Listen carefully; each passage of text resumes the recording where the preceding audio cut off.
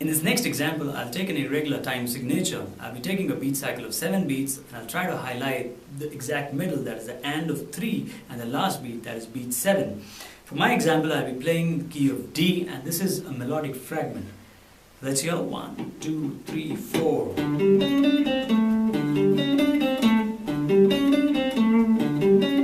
Or 1 and 2 and 3 and 5 and 6 and 7. 1 and 2 and 3 and 5 and 6 and 7.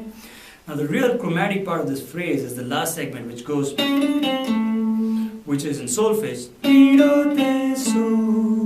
If I play the whole phrase, it'll be do, fa, di, do, de, so, do, fa, di, do, de, so, do, fa, di, do, de, so, do, fa, di, do, de, so. Now the last note, which is the perfect fifth, the so in solfege, is an interesting note because it'll be nice if you can play a backing chord that has this note. And a nice chord against this phrase could be a dominant 7 chord which has this fifth inside it.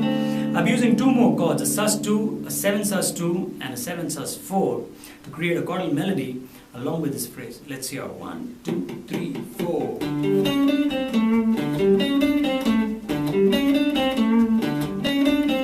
1 and 2 and 3 and 5 and 6 and 7. 1 and 2 and 3 and 5 and 6 and 7. 1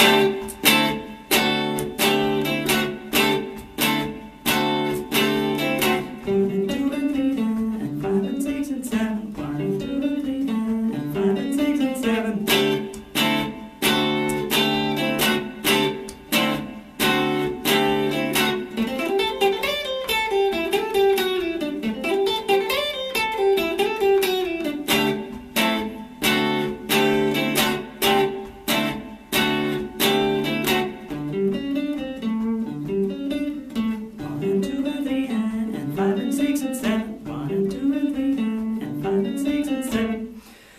In the end, I'd like to talk about the last two notes, that is they going to so, or the minor 7 going to the perfect fifth. Now these two notes are generally not considered a tendency pair, though they is an unstable note and wants to move to the perfect fifth, which generally in a key is a stable note. But the tendency is not as much. Generally with tendency pairs, we try to look at the distance of a semitone or a tone at the most.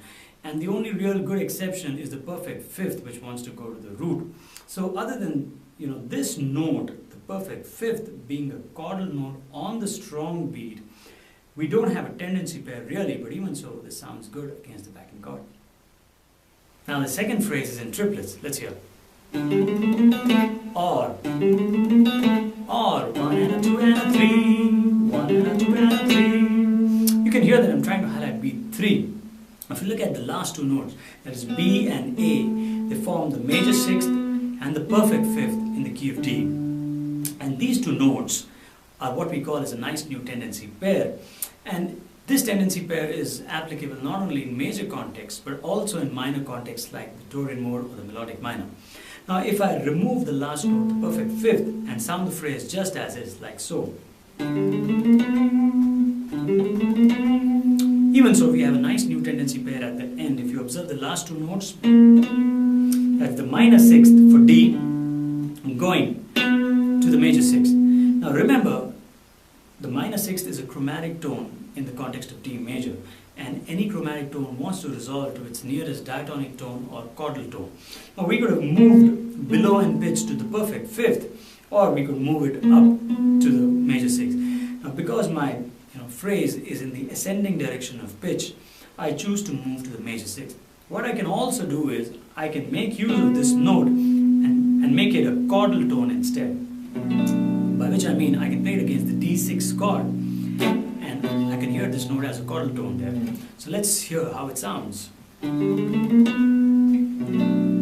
3, 4. 2, 3, 4. 2, 3, 4. Now, if you remember, our narrative was around the 7-beat cycle, and what I'd like to do is, I'd like to use this phrase right on beat 7. That's the beat that I want to highlight. So I have a phrase in triplets in mind, at the end of which I can play this phrase.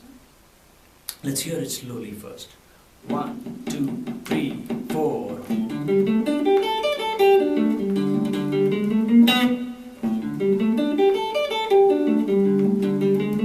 Or 1 and a 2 and a 3 and a 4 and a 1 and a 2 and a 3 and a 4 and a 1 and a 2 and a 3 and a... Now if you heard the 3 and a at the end, and that was on beat 7 because I was vocalizing the 7 beats and dividing it this way: 1, 2, 3, 4, 1, 2, 3. 4 plus 3 is 7, and the last 3 is coming on the 7th beat. Now what I'd like to do is, I'd like to take this up a notch, combine it with the chordal melody example that I played in the previous example, and let's see how that sounds.